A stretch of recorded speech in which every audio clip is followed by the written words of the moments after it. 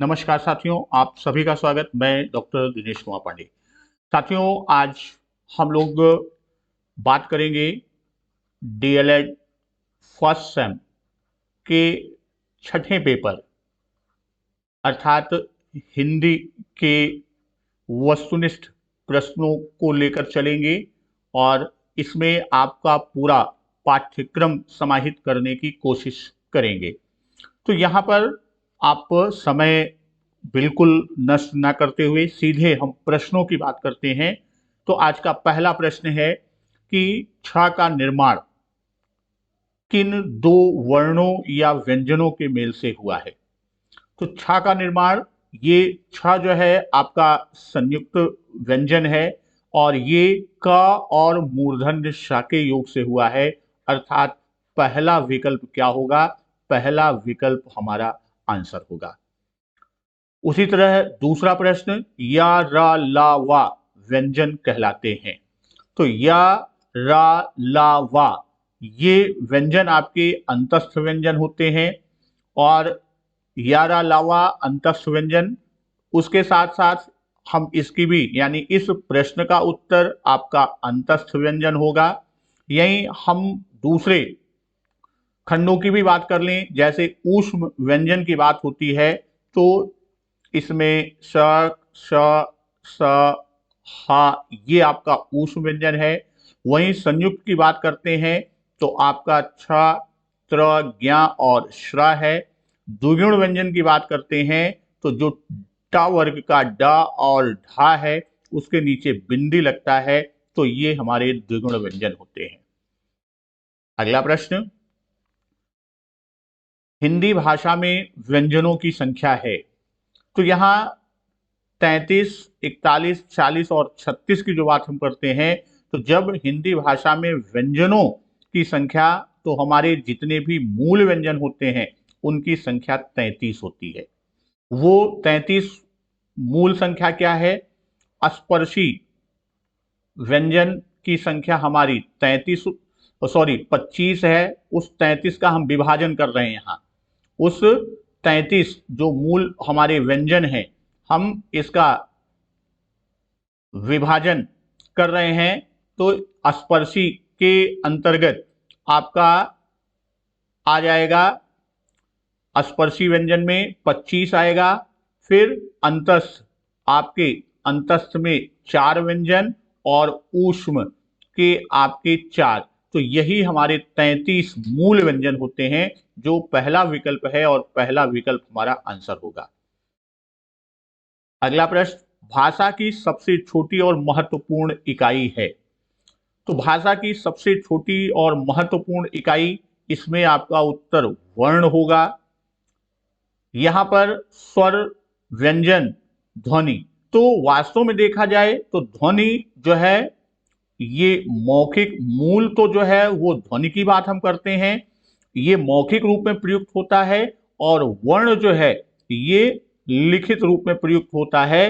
तो यहां पर शिक्षण के अंतर्गत भाषा की जो हम इकाई की बात करेंगे वह वर्ण है। इसी के साथ कुछ चीजें और आपसे हम चर्चा कर लेते हैं कि भाषा की सबसे छोटी और अर्थपूर्ण इकाई, अगर हम ये कहें कि भाषा की सबसे छोटी और अर्थपूर्ण इकाई, सबसे छोटी और अर्थपूर्ण इकाई क्या है? तो वह आपका शब्द है। उसी के साथ सबसे छोटी और पूर्ण सार्थक इकाई कौन सी चीज? सबसे छोटी व पूर्ण सार्थक। पूर्ण, लेकिन वह कैसी हो? सार्थक इकाई की जब हम बात करेंगे तो यह क्या होता है? यह वाक्य। तो इन दो को भी आप ध्यान में रखिए, इससे भी आपका प्रश्न निकल सकता है। इसके बाद अगला प्रश्न की बात हम करते हैं कि भाषा अभिव्यक्ति के साधन है, बोलकर और सुनकर, लिखकर और पढ़कर। तो यहां अभिव्यक्ति में आपके दोनों, ये आपकी मौखिक अभिव्यक्ति की बात करता है, बोलकर और सुनकर, लिखकर और पढ़कर यह आपकी लिखित अभिव्यक्ति की बात करता है।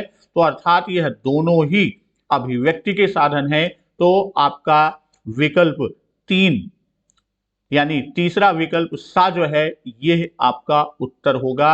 आ धन बा दोनों। वर्ण बा का उच्चारण स्थान। जब हम वर्ण बा की बात करते हैं तो वर्ण बा जो है ये किस में आता है, ये पा वर्ग में आता है और पा वर्ग का उच्चारण स्थान कहां से है, ओष्ठ से। इसलिए पा फा बा पा वर्ग का है तो बा इसका उच्चारण स्थान कौन सा होगा, ओष्ठ होगा। यानी इस प्रश्न का उत्तर तीसरा विकल्प ओष्ठ होगा। वर्ण ला का उच्चारण स्थान है। वास्तव में देखा जाए तो वर्ण ला का उच्चारण स्थान ओष्ठ, दंत, तालव्य और कंठ की जब आप बात करते हैं तो ला का सही रूप में अगर हम देखें तो ला जो है वो उसका उच्चारण स्थान दंत मूल कहां है, दंत मूल, या जिसे हम आप मसूढ़ा कहते हैं और इसे भाषा में हम आप वत्स कहते हैं, वर्ष। तो इसका उच्चारण स्थान, लेकिन क्योंकि जब हम बात करते हैं संस्कृत से लिया गया लृ त और स ये क्या होते हैं ये, तो अब यहां पर अलग अलग रूपों में देखेंगे तो वैसे सामान्य रूप में हम देखें तो अगर इसका उच्चारण स्थान की बात करते हैं तो वो क्या होता है, वत्स, या उसे दंत मूल या मसूढ़ा कहते हैं। यहां पर वो आपका दिया नहीं तो यहां इसका विकल्प जो चला जाएगा वो किस में जाएगा, दंत में जाएगा। क्योंकि यहां वत्स दिया नहीं है तो वो दंत मूल में है, इसलिए दंत के करीब जाएगा। अगला प्रश्न, निम्न में ह्रस्व ध्वनि है ऐ आ ओ ई। तो जब यहां पर ह्रस्व ध्वनि की बात हम करते हैं, ह्रस्व ध्वनि किसकी, स्वर की बात करते हैं, तो ई क्या है, ई हमारा ह्रस्व ध्वनि है और द विकल्प इसका क्या होगा, ये आपका उत्तर होगा। वहीं पर जब आप बाकी चीज को देखें, यहां आपका दिया हुआ है ह्रस्व और ये आ जो है ये किस में जाएगा, आ दीर्घ में जाएगा। ओ और ए ये किस में जाएंगे, ये दोनों ध्वनियां हमारी संयुक्त स्वर के अंतर्गत जाएंगी। निम्न में से ह्रस्व स्वर नहीं है, ई अ उ या आ, तो यहां आ क्या है, ये दीर्घ का है, तो चौथा विकल्प यानी आ जो है वो इसका आंसर होगा, ये ह्रस्व स्वर नहीं है। शब्दों के शुद्ध उच्चारण का विकास होता है वाचन शिक्षण के द्वारा, लेखन शिक्षण के द्वारा, या वाचन और लेखन दोनों के द्वारा, या इनमें से किसी के द्वारा नहीं। तो यहां आप देखेंगे तो वाचन से भी हमारा उच्चारण शुद्ध होता है, उसका विकास कर सकते हैं, लेखन के द्वारा भी करते हैं। तो तीसरा विकल्प क्या होगा, तीसरा विकल्प आपका आंसर होगा। ध्वनि के नियम का प्रारंभ किया, तो जो ध्वनि के नियम के प्रारंभ की बात होती है तो ध्वनि के नियम का प्रारंभ किया है ग्रियर्सन महोदय ने। ध्वनि के नियम का प्रारंभ किसने किया, ग्रियर्सन महोदय ने किया, यानी दूसरा विकल्प आपका आंसर होगा। नेक्स्ट क्वेश्चन पर बात करते हैं, हिंदी में कितनी बोलियां प्रचलित हैं। वैसे सामान्य तौर से जब हम मानक पुस्तक की बात करते हैं तो वहां पर हिंदी में प्रचलित बोलियों की संख्या 17 मानी गई, लेकिन कुछ अन्य भाषाविद विद्वान जो हैं वह बोलियां 18 मानते हैं। तो यहां पर आप हिंदी में कितनी बोलियां, तो यहां 18 विकल्प आपका दिया हुआ है, तो तीसरा विकल्प क्या होगा, तीसरा विकल्प अर्थात 18 बोलियां प्रचलित हैं किसमें, आपकी हिंदी में।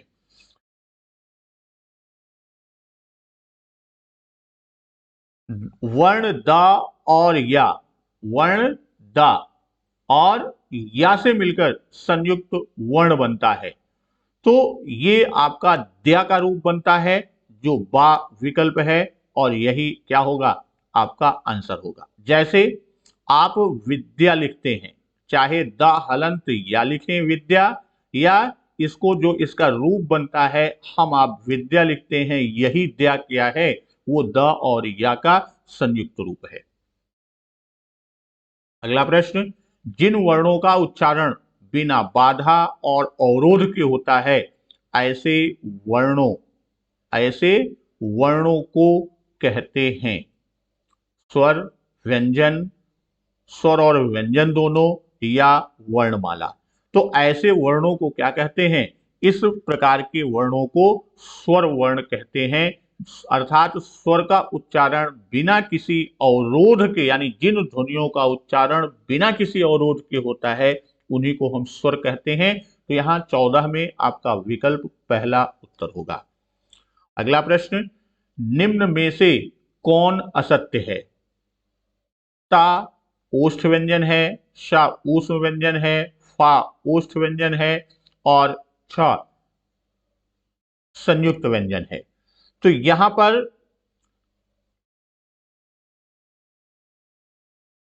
शा, ता को हम देखते हैं तो ता क्या है? ये ता वास्तव में ओष्ठ नहीं है, ये गलत है। ता कौन सा है? ता दंत व्यंजन है। और शा ऊष्म व्यंजन है, अपने में सही है। फा ओष्ठ पा वर्ग का है, ये भी सही है। छा संयुक्त व्यंजन है, ये भी सही। अर्थात ये विकल्प जो कि ता ओष्ठ व्यंजन है, यही आपका आंसर। चूंकि यहां पर असत्य को पूछा है, उसने क्या पूछा था? असत्य है, तो ये पहला विकल्प हमारा असत्य है। चा वर्ग है। अगला प्रश्न, चा वर्ग है तालव्य, दंत, ओष्ठ या दंतोष्ठ। तो ता जो है आपका, जब हम बात करते हैं कि कौन सा प्रश्न की बात कर रहे हैं, प्रश्न संख्या 16 है, चा वर्ग। तो चा वर्ग कहां से है संबंधित? तालव्य, अर्थात पहला विकल्प क्या होगा? पहला विकल्प हमारा आंसर होगा। वहीं जब हम दंत की बात करते हैं तो दंत में कौन सा आएगा? अभी ऊपर हमने बात किया था, इसमें आपका ता वर्ग आएगा, ओष्ठ में आपका पा वर्ग आएगा, और दंतोष्ठ की बात जब हम करते हैं तो इसमें खाली एक व्यंजन वा आता है। वा क्या होता है? वह दंतोष्ठ होता है। तो ये आपका यहां पर आंसर, चूंकि चा को पूछा है, तालव्य है। अगला प्रश्न, निम्न में कौन पार्श्विक वर्ण है? या, रा, ला, वा। तो यहां पर जब हम पार्श्विक वर्ण की बात करते हैं तो ला वर्ण क्या है? ला वर्ण ही पार्श्विक वर्ण है। अब यहां पर आपका उत्तर तीसरा विकल्प। अब यहां रा की भी बात हम कर लेते हैं कि रा कौन सा वर्ण है? रा को हम लुंठित वर्ण कहते हैं। क्यों लुंठित वर्ण क्यों कहा जाता है? कि ये और एक चीज और, लुंठित वर्ण फिर दो हमारे बचे, या और वा, या और वा, इनको अर्धस्वर कहा जाता है। या और वा को क्या कहते हैं? हम अर्धस्वर कहते हैं। तो इस तरह या वा अर्धस्वर है, ला पार्श्विक है, और रा क्या है? लुंठित है। अगला प्रश्न, निम्नलिखित में कौन उच्छिप्त व्यंजन है? निम्नलिखित में कौन उच्छिप्त व्यंजन है? यावा, डा ढा के नीचे बिंदी, भामा, या श श स ह। तो यहां पहली चीज तो ये जान लीजिए उच्छिप्त कहते किसे हैं, कि उच्चारण में जब जीभ पहले ऊपर उठकर मूर्धा, यहां आप लोग प्रश्न को ध्यान से सुनिएगा, इसका जो मैं व्याख्या कर रहा हूं, क्योंकि ये व्याख्या से ही आपके नए प्रश्न इजाद होंगे, नए प्रश्न उत्पन्न होते हैं। तो उच्छिप्त किसे कहते हैं? उच्चारण में जब जीभ, हमारी जिह्वा पहले ऊपर मूर्धा को स्पर्श करे और फिर झटके के साथ नीचे की ओर बढ़े या नीचे की ओर आए, तो इसी को उच्छिप्त व्यंजन कहते हैं। और इसके अंतर्गत आपका आता है दूसरा विकल्प, डा के नीचे बिंदी और ढा के नीचे बिंदी लगाते हैं, यही हमारा क्या होगा? आंसर होगा। ये हमारे उत्क्षिप्त, इसी को द्विगुण व्यंजन भी कहते हैं। यहां ये भी ध्यान दीजिएगा, इसी को क्या कहते हैं, इसी को द्विगुण व्यंजन भी कहते हैं। एक प्रश्न और इस पर बनता है कि इनसे शब्दारंभ नहीं होता, इन व्यंजनों से क्या होता है, शब्दारंभ नहीं होता, यह भी आप ध्यान रखिएगा। फिर अगला प्रश्न, जा को वर्णमाला में माना जाता है, सॉरी ज्ञा, जा नहीं बल्कि क्या है, ज्ञा है। ज्ञा को वर्णमाला में माना जाता है, संयुक्त व्यंजन, द्विगुण व्यंजन, स्वर या व्यंजन। तो ज्ञा जो है वो क्या है, वह संयुक्त व्यंजन होता है, यानी पहला विकल्प आपका आंसर। और ज्ञा जो है ये दो जो संयुक्त है, तो किनसे है, जा और या, इनका संयुक्त रूप ज्ञा है। 20वां प्रश्न, निम्न में से कौन अंतस्थ व्यंजन वर्ण नहीं है, या, रा, ला, मा। तो मां जो है यह संयुक्त, उसमें अंतस्थ व्यंजन वर्ण नहीं है, बल्कि यह किसका है, ये पा वर्ग का है, और इसे हम स्पर्शी या वर्गीय व्यंजन की श्रेणी में रखते हैं। तो यहां यही क्या होगा, यही आपका आंसर होगा। वर्णमाला में किसे स्पर्श संघर्षी भी कहा जाता है, का वर्ग, टा वर्ग, चा वर्ग या पा वर्ग। अब यहां स्पर्श संघर्षी की बात हम करते हैं, तो जब हम आभ्यंतर प्रयत्न के आधार पर व्यंजन का वर्गीकरण करते हैं, किससे, आभ्यंतर प्रयत्न के आधार पर हम व्यंजन की बात करते हैं, इसके आधार पर व्यंजन के 8 प्रकार और स्वर के 4 प्रकार बताए गए हैं। तो जो व्यंजन के 8 प्रकार हैं उसी में आपका स्पर्श संघर्षी है, जिसमें आपके चा वर्ग को स्पर्श संघर्षी कहते हैं। तो तीसरा विकल्प क्या होगा, हमारा आंसर होगा। अगला प्रश्न, निम्न में से किस शब्द में शुद्ध मात्रा प्रयुक्त हुई है, रेणु, रेणु, रेणु या रेणु। तो यहां पर शुद्ध जो प्रयुक्त हुआ है वह तीसरा विकल्प है, रेणु, यही हमारा आंसर होगा। तो यहां एक चीज हम आपको बता दें कि रे नु नु को क्यों नहीं लिया गया यहां पर, कि री, रा या मूर्धन्य सा के बाद जब न का प्रयोग होता है तो ये न ण में परिवर्तित हो जाता है, और रेणु नहीं होता, रेणु रेणु होता है, तो वह न ण में परिवर्तित होकर तीसरा विकल्प आपका आंसर बनेगा। अगला प्रश्न 23वां, निम्न में से कौन सा युग्म कंठ तालव्य है, कौन सा युग्म क्या है, कंठ तालव्य है।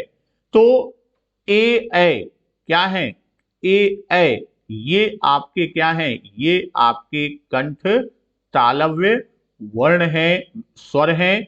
और या हम वर्ण की बात करें तो ये ए जो है और ए, ये हमारा कंठ तालव्य है, इसलिए यही हमारा आंसर होगा। इसके बाद 24वां प्रश्न, ओ का उच्चारण स्थान है। तो यहां ओ और औ दोनों, ओ और औ, इन दोनों का उच्चारण स्थान कहां है, कंठ ओष्ठ, दोनों के सहयोग से होता है, इसलिए इसे कंठोष्ठ वर्ण भी कहते हैं। तो औ का उच्चारण स्थान कहां है, कंठोष्ठ। पहला विकल्प क्या होगा, आपका आंसर होगा। 25वां प्रश्न, निम्न में से कौन स्पर्श संघर्षी है, क, च, ह, प। तो स्पर्श संघर्षी अभी ऊपर के प्रश्न में हम लोगों ने देखा था चा वर्ग, तो यहां पर चा क्या है, ये दूसरा विकल्प है चा, और यही स्पर्श संघर्षी जो आपका आंसर होगा। फा का उच्चारण स्थान क्या है, फा कहां से है, ये आपके पा वर्ग से है। तो पा वर्ग का उच्चारण स्थान कहां से होता है, ये ओष्ठ से, तो फ का उच्चारण स्थान कहां से होगा? ओष्ठ से, और यही तीसरा विकल्प हमारा इस प्रश्न का उत्तर बनेगा। फिर अगले प्रश्न की बात करते हैं। 27वां प्रश्न, निम्न में से कौन ऊष्म व्यंजन नहीं है? तो ऊष्म व्यंजन में आपके चार आते हैं, तीनों श और ह। तो यहां पर ऊष्म व्यंजन नहीं है, तो यहां पर दो, एक आपका पा है और एक रा है, ये दोनों ही ऊष्म व्यंजन नहीं है, जबकि शा और सा है, तीसरा शा आपका मूर्धन्य और हा, ये आपके चार क्या हैं? ये चार आपके ऊष्म व्यंजन हैं। तो यहां विकल्प में प्रश्न का गलत दिया हुआ है, तो यहां पा और रा दोनों ही ऊष्म व्यंजन नहीं है। अगला प्रश्न, संयुक्त स्वर है आ ई उ री, आ ई उ ए ओ या आ बा दोनों, इनमें से कोई नहीं।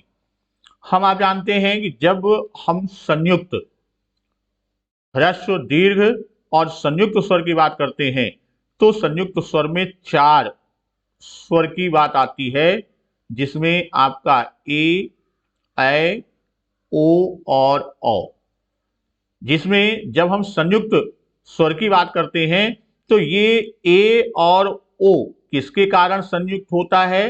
गुण के कारण, और ए और ओ ये इसकी संयुक्ति वृद्धि के कारण होती है। तो अब यहां चूंकि विकल्प में आपका ये दिया हुआ है, आ ई उ दीर्घ में रखते हैं, तो अब चूंकि इसके साथ दिया है तो हम बा विकल्प को ही क्या मानेंगे? उत्तर मानेंगे। वर्णमाला में अंतस्थ व्यंजन, वर्णमाला में अंतस्थ व्यंजन चार होते हैं। कौन कौन से? या, र, ल और वा, ये चार आपके अंतस्थ व्यंजन होते हैं।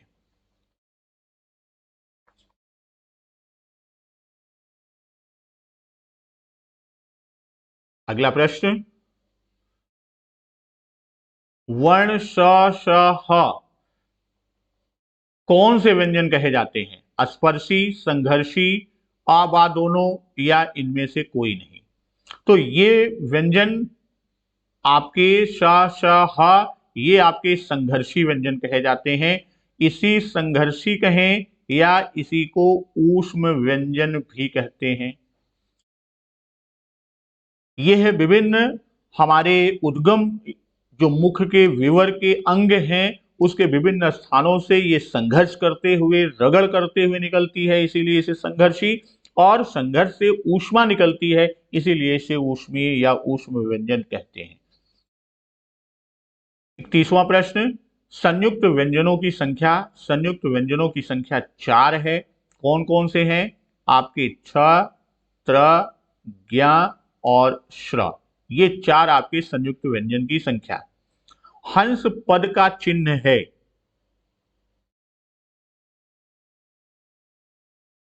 हंस पद, तो ये चिन्ह आपका क्या है?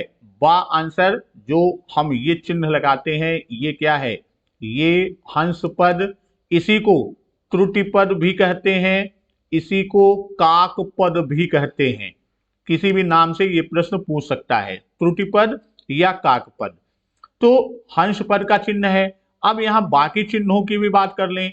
ये जो चिन्ह आपका दिया हुआ है पहले विकल्प में, जिसे हम आप सेमी कोलन भी कहते हैं अंग्रेजी में, तो ये क्या है?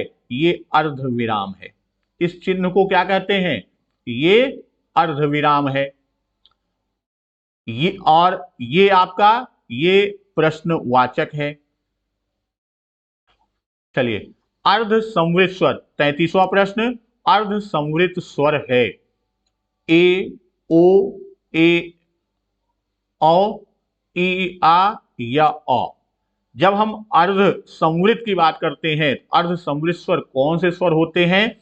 जिन स्वरों के उच्चारण में मुख द्वार, जिन स्वरों के उच्चारण में मुख द्वार आधा बंद होता है। मुख द्वार क्या होता है? आधा बंद होता है, उन्हें हम अर्ध संवृत स्वर कहते हैं, और इसके अंतर्गत ए और ओ यानी पहला विकल्प आपका आंसर होगा। अगला प्रश्न, प्रश्न संख्या 34, कंठ ध्वनि का सही प्रयोग है। अब यहां ये प्रश्न जरा सा अटपटा सा है। तो यहां जो प्रश्न, मान लीजिए ये प्रश्न आपके यहां आता है, कंठ ध्वनि का सही प्रयोग है, तो हम किस आधार पर करेंगे? हम ये देख रहे हैं कि कंठ ध्वनि, कंठ में कौन सा है? क वर्ग। तो क वर्ग कहां कहां ज्यादा प्रयोग हुआ, किन में? तो इसमें दो जगह खा और का, तो यहां स विकल्प आपका आएगा कंठ ध्वनि का सही प्रयोग। प्रश्न संख्या 35, निम्न में से कौन मूर्धन्य ध्वनि नहीं है? टा, ठा, डा, ढा। अब ये तीनों तो मूर्धन्य ध्वनि हैं, लेकिन ये पूछ रहा है कौन नहीं है। तो ये ध्वनि आपका मूर्धन्य नहीं है और यही हमारा आंसर होगा। फिर ये है कौन सी? ये द्विगुण, या इसी को हम उच्छिप्त भी कहते हैं। 36वां प्रश्न, ध्वनि का उच्चारण स्थान के आधार पर होता है। अब ये प्रश्न भी आपका थोड़ा सा समस्या उत्पन्न करता है कि अब ध्वनि का उच्चारण स्थान के आधार पर होता है। क्या होता है? तालव्य, दंत, कंठ, ओष्ठ, ये सभी नाम उच्चारण स्थल के आधार पर ही नामकरण हुए हैं। चाहे वो तालव्य हो, तालु से हुआ, तालव्य नाम पड़ता है जिनका उद्गम स्थान तालु है। दंत, जिनका उच्चारण स्थान दंत है। जिनका ओष्ठ है उनका ओष्ठ है। कंठ है तो उनका कंठ। अब यहां पर वास्तव में प्रश्न आपसे पूछना, यहां पर कोई एक ध्वनि देनी चाहिए थी।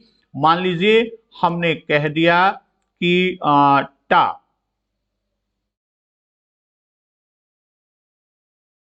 नहीं टा तो इसमें है ही नहीं है, हमने दे दिया श। ये इसके लिए प्रश्न बनता है श ध्वनि का उच्चारण स्थान के आधार पर। तो ये कौन सा है?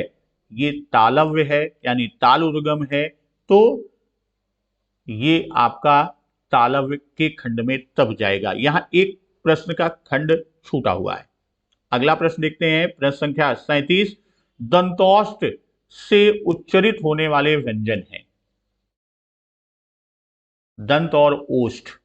तो जब हम दंतोष्ठ की बात करते हैं तो दंतोष्ठ में सिर्फ और सिर्फ वा का उच्चारण ध्वनि होता है। और यहां जो विकल्प दिया गया है, दो दिया गया, फा आपका क्या है? ओष्ठ में है, सिर्फ वा विकल्प ही सही होगा। यहां पर आप लोग ये विशेष ध्यान रखिएगा, ये कुछ प्रश्न की त्रुटियां हैं, वो प्रिंटिंग त्रुटि है, लेकिन वो आपके लिए नुकसानदायी हो सकती है। यहां ध्यान दीजिएगा कि दंतोष्ठ में सिर्फ और सिर्फ वा होता है और वा विकल्प आपका सही होगा। 38वां प्रश्न, निम्न में से किस वर्ग का उच्चारण स्थान कंठ नहीं है? तो का, खा, गा, यानी का वर्ग कंठ से है और ये आपका उच्चारण स्थान टा, ठा, डा, ढा, ये मूर्धा से है। तो ये आपका उच्चारण स्थान नहीं, तो यही हमारा क्या होगा? आंसर होगा। प्रश्न संख्या 39, निम्न में कौन संयुक्त वर्ण नहीं है? छ, त्र, ज्ञा और री। तो संयुक्त वर्ण नहीं है पूछा है, तो ये री आपका स्वर है, यही आपका क्या होगा? आंसर होगा। और आज के खंड में हम अंतिम प्रश्न को लेते हैं कि निम्न में से कौन सा सही है? ड, ढा को वर्णमाला में स्थान प्राप्त है। पहला तथा तीसरा वर्ण महाप्राण होता है। चा, छा, जा, झा स्पर्श संघर्षी हैं। यारा, लावा ऊष्म है। तो ये आपका गलत है। पहला तीसरा नहीं, बल्कि पहला तीसरा और पांचवा क्या होता है? ये आपके अल्प प्राण होते हैं। ये आपका तीसरा विकल्प सही है और यही आपका आंसर होगा। और ये भी आपका गलत है। तो पूछा है कौन सा सही है, तो तीसरा विकल्प आपका चा, छा, जा, झा स्पर्श संघर्षी है, जो आपके प्रश्न के अनुसार आपका उत्तर बनेगा। तो दोस्तों आज के खंड में इतना ही। फिर अगली वीडियो में हम हिंदी के इसके अतिरिक्त खंड से हम, जिसमें आपका पर्यायवाची है और विलोम है और जो बाकी के चैप्टर्स हैं उनके प्रश्नों को लेकर मिलेंगे। तब तक नमस्कार, वंदे मातरम।